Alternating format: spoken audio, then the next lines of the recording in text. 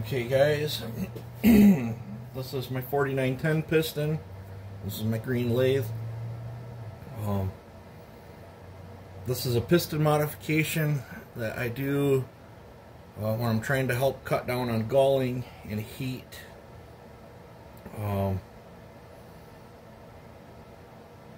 There's other ways of doing it too. You can knurl a piston, and you can do two things that way. I've took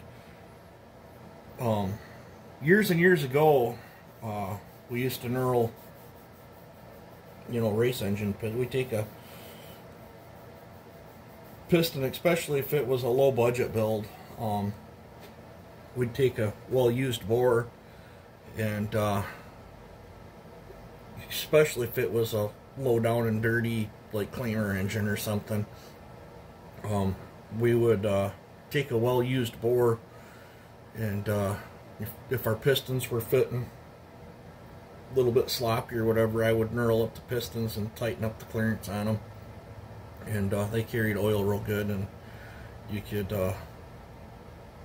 limp away with that. And if someone cleaned your engine, they weren't getting much. There's lots of little tricks you can do in the engine world, but I've adapted that. Old timer showed me that trick, had what, 40 years ago, 35 years ago, and I've adapted it to some of the things I do, and I've found that you can a piston knurler is a little different than like the knurlers like that you got for lathes, but this will do the same thing. You just gotta use your head about it. In fact, that 440 that I have, that's got a slopped out piston that I knurled to tighten it up, which I've been meaning to hunt stuff down and actually do a proper rebuild on that one, but that's one of my personal, I don't give a hoot saws. Used to be one of my personal firewooders, but on pistons that you can't get no more, that are kind of sloppy, you can knurl them, and it pushes material out, and you can tighten up a sloppy piston in a pinch. But what I'm going to be doing is cutting grooves, and you could do this one of two ways. You could have the actual machine turning the piston and go in there and cut full length lines all the way around it. I don't want to do that on this because it's two-stroke and you got ports, so I marked out a safe spot where I know if I cut from that black line to that black line, then lift the tool and go to the other side, that I won't be breaching into my ports at all, so I don't have to worry about losing anything through the lines on the ports.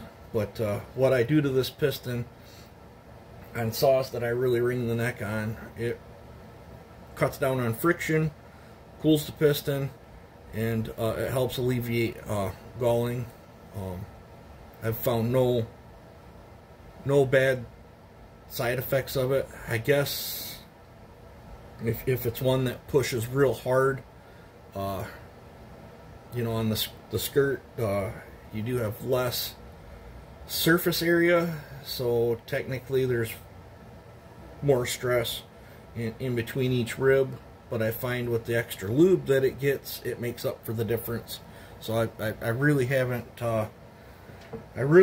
come across any negatives. And this is a tool that I believe you cut threads with, but I rig it up so it's like my measuring device. And what I'll do is I'll come in here and I'll just eyeball it up, and let's see if I can find a pointer. I don't know if the camera's going to pick this up or not. Let's see here.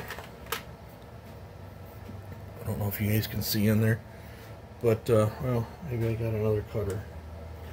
Do not. I think that's my only thread cutter. There's 2 points. You got this little one and the big one. I'm lining the little point up to the bottom of the skirt, and then we're going to use the big one to cut our line. And then I'm just going to come in here, make sure I don't go too far. And I'm going to touch, and then I just hand rock the piston.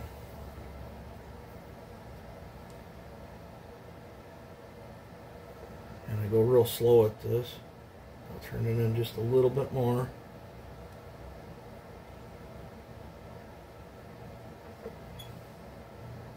You don't want to go over your lines. Very time consuming.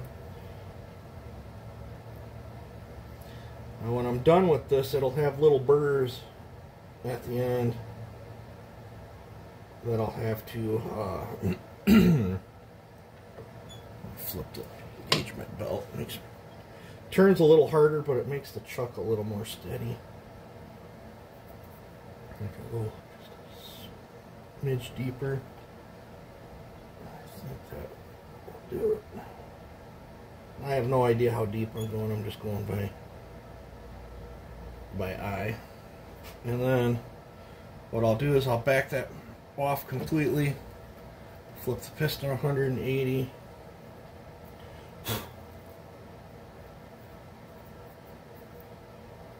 Come back in here.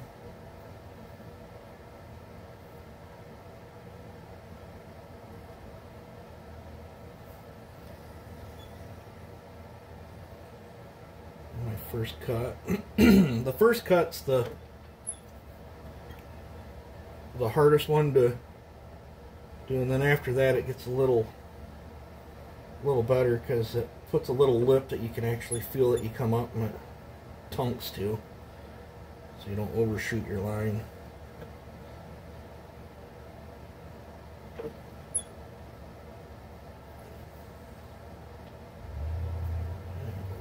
One more. And that looks pretty good to me. And then what I'll do is I'll back this out, and then I line the little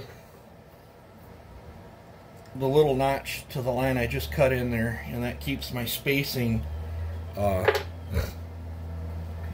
even all the way to the top. So that's how I do this. It's gonna be we're already 7 minutes in, so I'm gonna pause you. I'm gonna do that, and then I'll bring you back when I get closer to it. All right, I'm bringing you back. I've got what, 1, 2, 3, 4, 5, 6 lines done. I'm gonna start on the 7th. Now, as you get farther closer to your chuck, you can push into the piston on your starting pass a little bit harder. That way you're not cocking your piston off. Because I'm not clamped on that very hard. If I clamped a little too hard on that, it would be bad for my ring, where the rings sit and the ring glands. But now if I was to just turn the lathe on with that piston spinning and just kiss each spot like this, we could have this thing done in no time. But I don't want to carry my marks past my lines. The lines are just a safety. I could be into the line, to the edge of the line, or just to the other side of the line and still be okay. I'm just trying to do this by hand and keep it as fairly accurate as I can. I'm in no rush. When you're doing this kind of stuff, you cannot be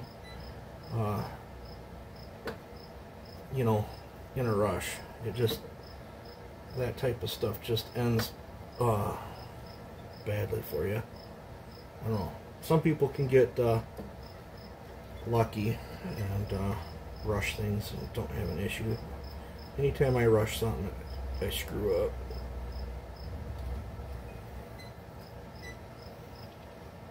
These Echo pistons have, like, I think it's a titanium coating on them that you got to get through. Now I don't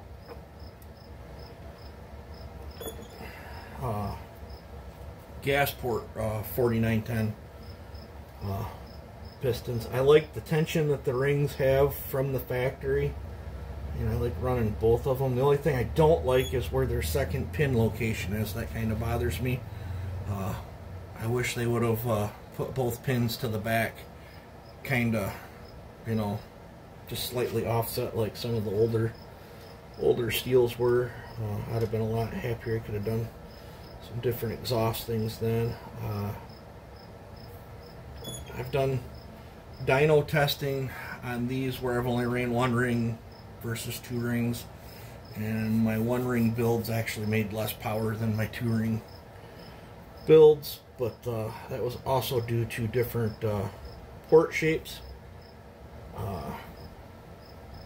My style of porting on these, whenever I go wide on the exhaust port on these, they do not make as much power as if I stay narrower. I don't know exactly why that is. I have a suspicion that it has to do with keeping the port velocity up, and I'm actually, when it's flying out of the exhaust port, I'm actually pulling fuel out with the transfers as it's coming out, is what I'm suspecting. But I don't think I have any of them cylinders left that I did one ring builds on, where I went real wide on the exhaust port. I think I put them in other saws or traded them off or turned them into reed builds. Now my reed builds, that's a totally different, when I build a reed 4910, that's a totally different concept on them. I'm doing different things with them. And they'll make crazy power too. My problem with my reed builds is I can't keep the heat down on them. I'd have to set them up for cooler running fuel. But I've managed to get almost as much power. I can't get the torque. The reeds will, the reed build 4910s that I did, those things will make crazy pull, but I get too much heat. But I've gotten almost as much power on piston ported 4910s as I have my reed ones.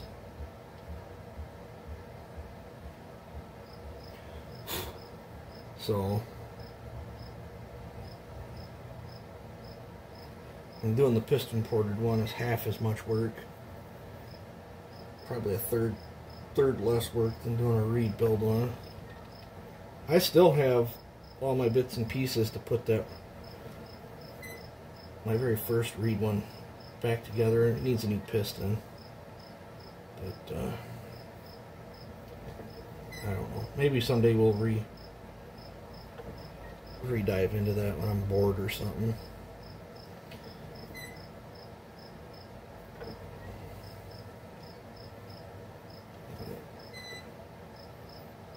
This is how I do it, guys. You guys wanted to know.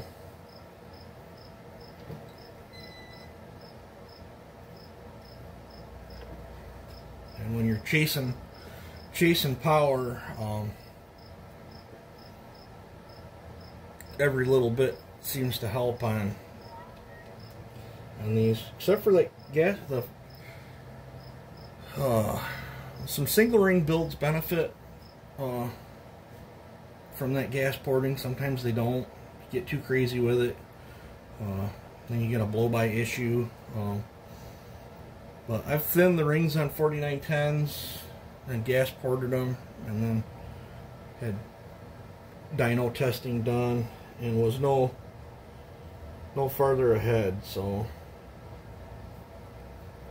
and then I take it home, switch piston and rings, do nothing to the port work,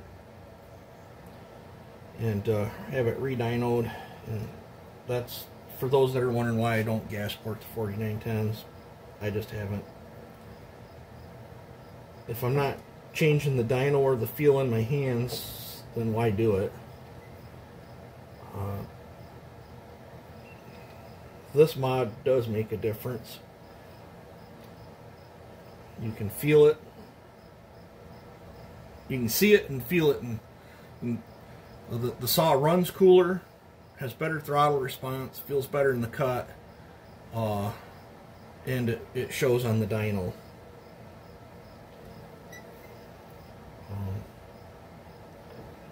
Can't remember exactly what it showed on the dyno, but it was enough to warrant me wasting my time doing this. The nice thing is knock on wood, everyone that I've done this to, I've not galled. I've pushed some of these things 18,000 RPM. So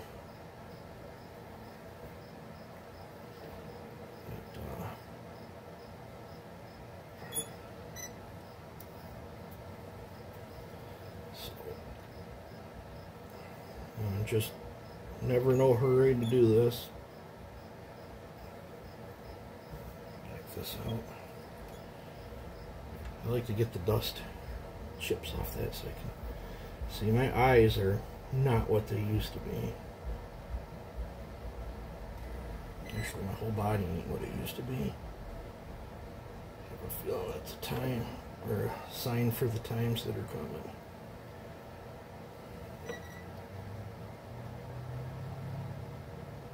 My headache feels a little better today. Haven't thrown up in a day and a half, so I guess that's pretty good.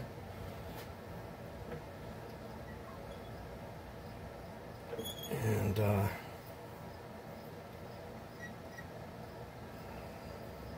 it's been a day or so since I've passed a stone too, so I feel a little better there too. Don't wish kidney stones upon anybody.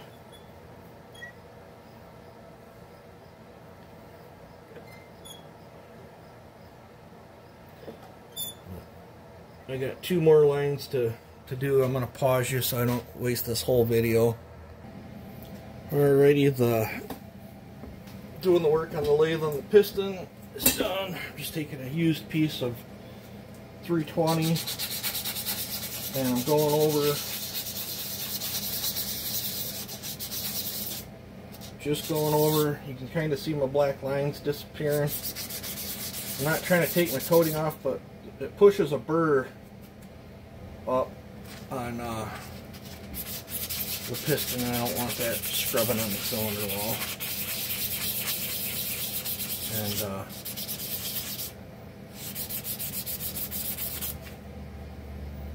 I'll give it the good old feel there. I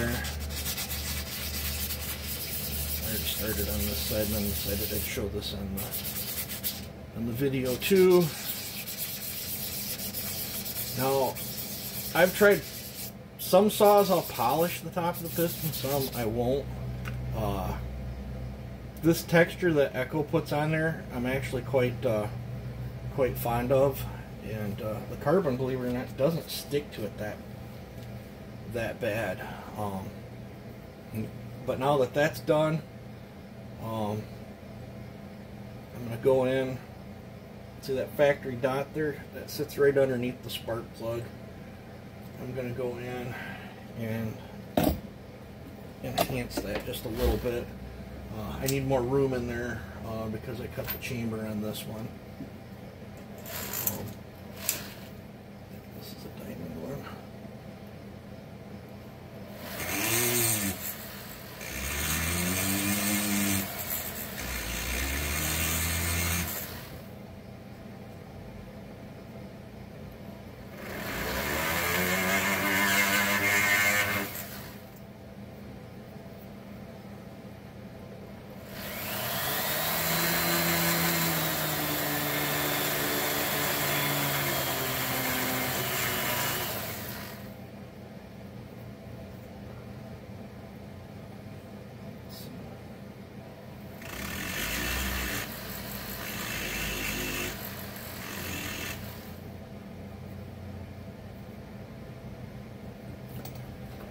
I think that's about what I want. I don't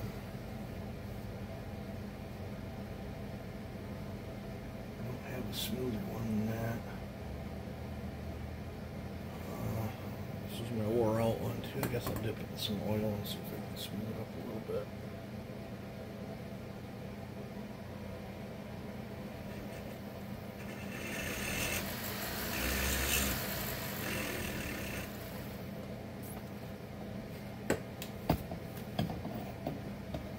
Alright, that should work for that. Let's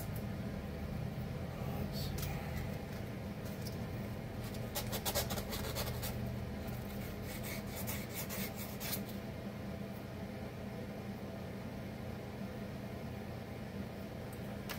That should work for that. Now, the next step I'm going to do, because I think we're already almost 20 minutes into this video. The next step I'm going to do, I'm going to take that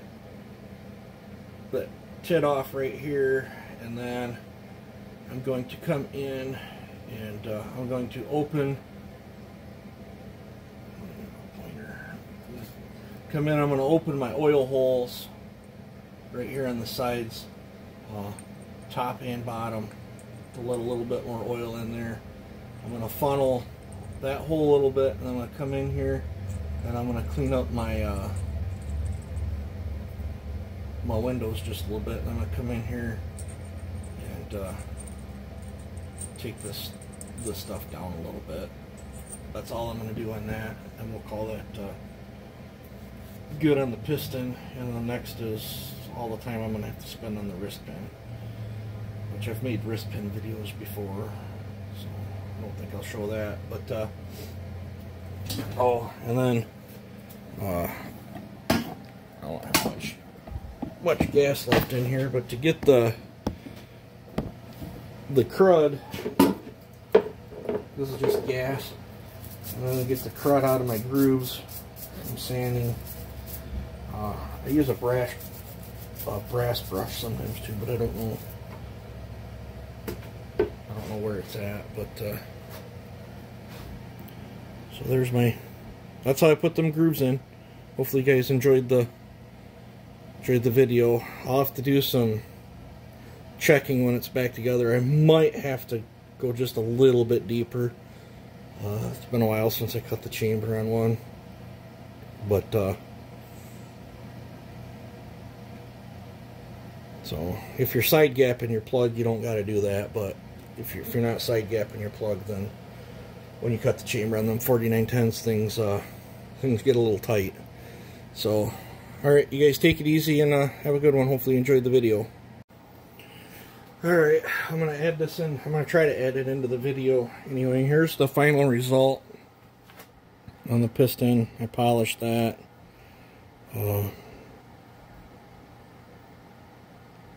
Right there's my lines, the opened.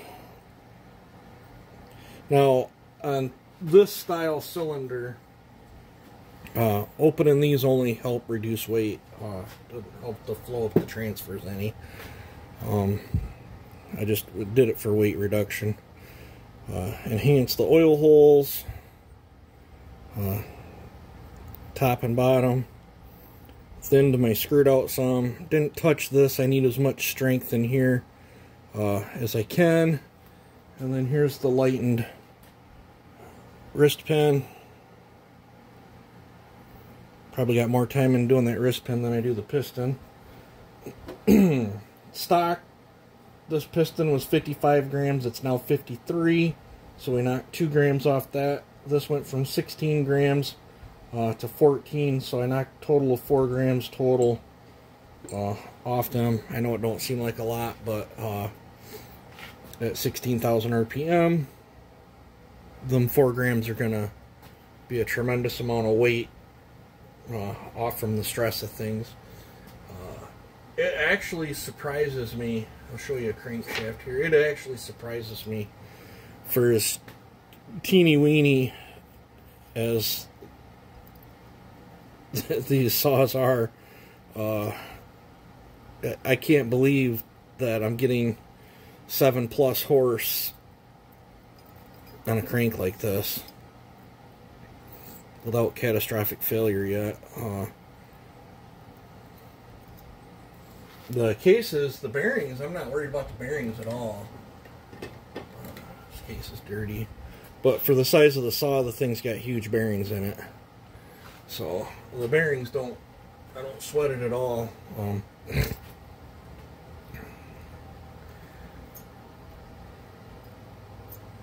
So you got that big old piston hanging off the itty bitty crankshaft, and that thing is twirling really, really fast. So, but I don't want to make that video any longer than needs to be, so I'm going to call it here.